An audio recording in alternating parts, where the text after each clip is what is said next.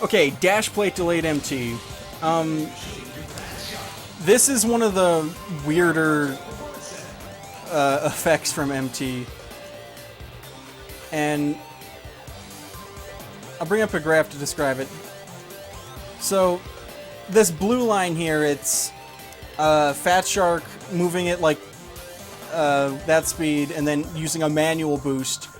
And then at the end of it, you would just have the exact, like the boost would end and you would have the normal rate of speed loss for each one MT. But with when you hit the middle or the edge of a boost plate, you'll get different boosts. When you hit the edge of a boost plate, you get a slightly stronger and slightly longer boost. It's longer by like a handful of frames. I think it's like a percentage-wise, like it'll be 5 or 10% longer, something like that. So it's different for each vehicle. But what's really interesting is that the rate of speed loss after the boost ends is still different, which makes Fat Shark in particular really weird to optimize. So, if you hit the edge of the plate, if you were to just let go of A, you would lose speed right after the boost ends, and you wouldn't benefit from like this bump on the orange line here, where this is the velocity, so the boost ends like way up here, and then you'd be holding A. If you hold A during this entire time, it would actually like say you wouldn't be worth it to MT at all, even though it's going over 1,300 kilometers an hour, and the MT point would be like here-ish. And this is because dash plates, just like normal energy boost, like boosting for energy, they modify the acceleration a little, but the modified acceleration, it sticks with you after the boost ends, which is kind of weird. So, there's a formula I made on how to optimize this. Basically, the gist of it is that if you're going above 1,630 kilometers an hour, you just MT after a boost ends no matter what, even if you hit the edge of a plate, the edge of the boost plate. And if you're going below 1490 for the, you just want to hold A. So if I hit this and I go to like 1350, don't MT. You would just want to keep holding A.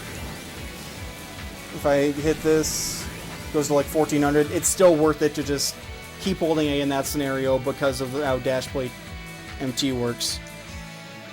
Now, when you hit the middle of a plate, I don't have the data for that here. Oh yeah, I do. It's 1495 to 1517.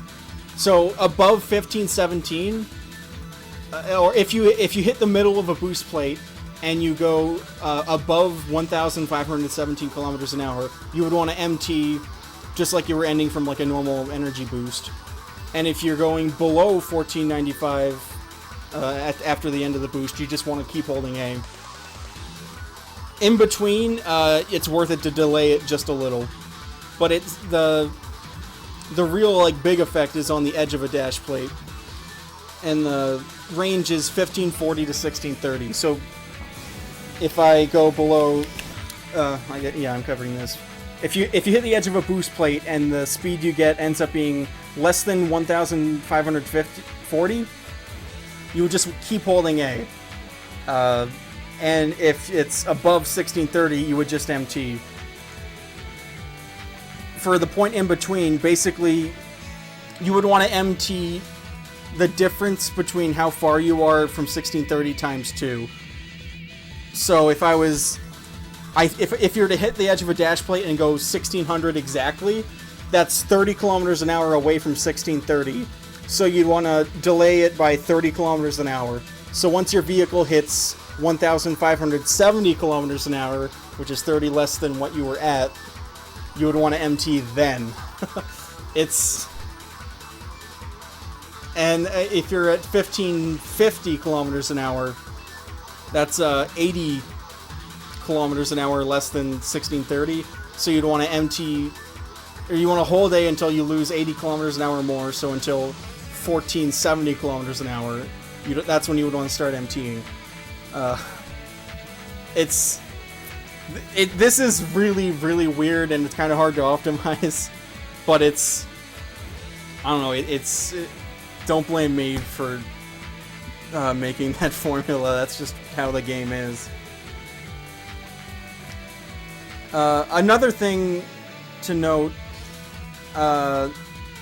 this is before, not just dash plates, but anything in general, but it's very minor, is that sometimes it can be beneficial to press A above the MT point if you're about to boost or dive or do something like that. Because when you press A, you do get a little bit of a speed boost when the engine turns on. It's just then you get the, increased loss of speed because the engine is on. But if you're only going to... If you're about to hit a boost plate like 8 frames from now, which is what this chart does, like 8 frames away, if... kilometers above MT point against... Yeah.